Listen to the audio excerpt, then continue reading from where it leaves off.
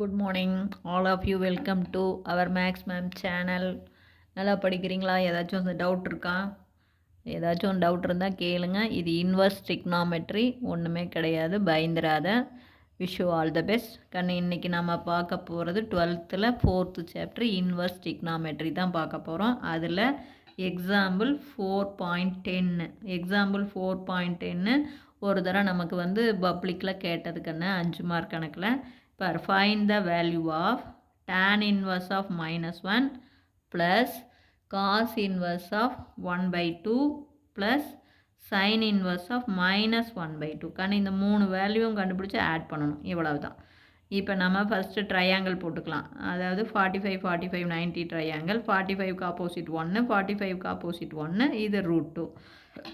அதே மாதிரி 30 60 90, 30க்கு opposite 1, 60க்கு opposite √3, 90க்கு opposite 2. இப்போ நல்லா கவனமாக பார்த்துக்கோ. இங்கே பேர் -1 கொடுத்துருக்காங்க. இப்போ tan 45 நமக்கு தெரியும். tan 45ல் கை வச்சுக்கோ. ஆப்போசிட் சைட் பை என்னது? Adjacent side. அப்போ 1/1 1. டேனுக்கு ஃபார்முலா தெரியுமில்ல ராஜா? Opposite side by adjacent side. அப்போ தேர்ஃபோர் 1/1 1. அப்போ tan 45 1. அப்போ இப்போ பாருங்கள், இந்த இது மட்டும் எடுக்கிறேன். tan இன்வர்ஸ்குள்ளே மைனஸ் இந்த 1க்கு பதிலாக tan 45 போட்டுக்கிறேன். ஒன்றுமே பண்ணடா ராஜா. இந்த tan இன்வர்ஸ் அப்படியே தான் இருக்குது, மைனஸ் அப்படியே தான் இருக்குது. இந்த 1க்கு பதிலாக tan 45. இப்போ மைனஸை உள்ளே கொண்டு போயிரு. ஏன்னா tan ஆடு ஃபங்க்ஷன். அப்போ tan இன்வர்ஸ் ஆஃப் tan -45. இப்போ இது புரிஞ்சுதா தங்கம்? அதே மாதிரி தான் அடுத்தது பாருங்கள். இங்கே பாரு, காசு 60 இதில் 60ல் கை வச்சுக்கோ. காசுக்கு உனக்கு ஃபார்முலா தெரியும். Adjacent side by hypotenuse 1/2. அப்போ காஸ் 60 1/2 வந்துடுச்சு. அப்போன்னு புரியுதா தங்கம்? இங்கே பேர் 1/2. நீ தெரியலைன்னா கூட 1 கையில் வச்சுக்கோ. அது காசா அட்ஜசன். அப்போ அட்ஜசனில் என்ன ஆங்கிள் இருக்குன்னு பாரு. அப்போ காஸ் 60 தான் 1/2. புரியுதா கண்ணு? அதே மாதிரி தான் இங்கே பாரு, சைனுக்குள்ளே 1/2 இருக்குது. சைன் அப்படிங்கும்போது ஏன்னா 1 கை வச்சுக்கிட்டியா? சைனுடைய ஃபார்முலா என்ன? Opposite side. அப்போ ஆப்போசிட்டில் 30. அப்போ சைன் 30 தான் ஆப்போசிட் சைட் பை ஹைபாட்னியூஸ் 1/2. புரியுதா கண்ணு? ஒன்றுமே இல்லை. இங்கே பாரு, இந்த 1 இருக்குடா ராஜா. 1ல் கை வச்சுக்கோ. காசுனா அட்ஜசன்ட். அட்ஜசன்ட்டில் என்ன ஆங்கிள் இருக்குன்னு பாரு. அப்போ cos 60 adjacent side by hypotenuse. அதே பாரு, 1ல் கை வச்சுக்கோ. சைன் அப்படின்னா ஆப்போசிட். அப்போ ஆப்போசிட்டில் என்ன ஆங்கிள் இருக்குது பாரு. அப்போ sine 30 1/2 opposite side by hypotenuse. புரியுதா? இப்போ நம்ம கணக்கில் tan இன்வர்ஸ் மைனஸ் 1க்கு பதிலாக tan 45 போட்டுக்கோ. அதே மாதிரி காஸ் இன்வர்ஸ் 1/2க்கு பதிலாக காஸ் 60 போட்டுக்கோ. ப்ளஸ்ஸு சைன் இன்வர்ஸ் மைனஸுக்கு மைனஸு 1/2க்கு பதிலாக சைன் 30 போட்டுக்கிற. இப்போ புரியுதா நான் சொல்கிறது?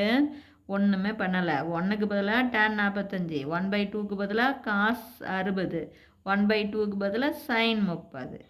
இப்போ tan நமக்கு ஆடு ஃபங்க்ஷன். அப்போ மைனஸை உள்ளே கொண்டு போயிரு. அப்போ tan inverse of tan -45 plus cos inverse of cos 60 plus அதே மாதிரி சைன் இன்வர்ஸாக மைனஸை உள்ளே கொண்டு போயிரு. ஏன்னா சைனும் ஆடு ஃபங்க்ஷன். சைன் -30. இப்போ tan இன்வர்ஸ் டேனும் அடிபட்டு -45, காஸ் இன்வர்ஸ் காசும் அடிபட்டு +60, சைன் இன்வர்ஸும் சைனும் அடிபட்டு -30. அப்போ பார், இதில் மைனஸில் 75, -75ல் 60 போச்சுன்னா -15. அல்லது இப்படி போடலாம், -45 டிகிரி π/4ன்னு எழுதலாம். 60 டிகிரியா π/3, 30 டிகிரியா π/6. இப்போ காமனாக 12 4 3 6க்கு இதுக்கு காமன் டேபிள் 12 எடுத்துக்கோ. இது 12ஆக மாற்றணும்னா இதை 3ஆல் பெருக்கணும். அப்போ -3π.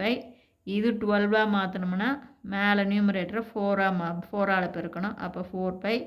இது 12ஆக மாற்றணும்னா நியூமரேட்டரை 2ஆல் பெருக்கணும். அப்போ -2π. புரியுதா? இந்த 4 12ஆக மாறி இருக்குது. இந்த 4 12ஆக மாறி இருக்குன்னா 3ஆல் பெருக்கணும். இந்த 3 12ஆக மாறி இருக்குன்னா 4ஆல் பெருக்கணும். இந்த 6 12ஆக மாறி இருக்குதுன்னா 2ஆல் பெருக்கணும். இப்போ -3π + 4π -2π. அப்போ பார், மைனஸில் 5π இருக்குது கண்ணு.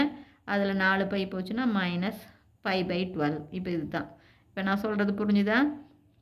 இதில் நல்லா கவனமாக பார்த்துக்கன்னு -45 கண்டிப்பாக -π/2 2 + π/2 இருக்கும். ஏன்னா டேனுடைய புரியுதா, டேனுடைய ரேஞ்சு -π/2 2 + π/2. அதே காசுடைய ரேஞ்சு 0 to πக்கு இடையில 60 இருக்கும். சைனுடைய ரேஞ்சும் -π/2 2 + π/2ல் -30 இருக்கும். புரியுதா? இதெல்லாமே நம்ம கண்டுபிடிச்ச ஆங்கிள் எல்லாமே இது வந்து டேனுடைய ரேஞ்சில் இருக்கும், டேன் இன்வர்ஸோடைய ரேஞ்சில் இருக்கும். 60 வந்து காஸ் இன்வர்ஸோடைய ரேஞ்சில் இருக்கும். -30 வந்து சைன் இன்வர்ஸோடைய ரேஞ்சில் இருக்கும். நான் சொல்கிறது புரியுதா தங்கம்? சிம்பிளிஃபை பண்ணால் நம்ம ஆன்சர் -π/12. இப்போ தெரியுதா? இதில் ஏதாச்சும் சந்தேகம் இருந்தால் கேளுங்க. ஒன்றுமே கிடையாது கண்ணு. 1 அப்படின்னா tan 45, 1/2னா cos 60, எகைன் சைனுக்குள்ளே 1/2னா sin 30. டேனும் ஆடு ஃபங்க்ஷன், சைனும் ஆடு ஃபங்க்ஷன், மைனஸை உள்ளே கொண்டு போயிரு. ஏவ்வளவு தான். அப்போ இங்கே -45, இங்கே +60, -30. மைனஸில் மொத்தமாக 75, அதில் 60 போச்சுன்னா -15, -15 -π/12ன்னு எழுதலாம். நான் சொல்கிறது புரிஞ்சுதா தங்கம்?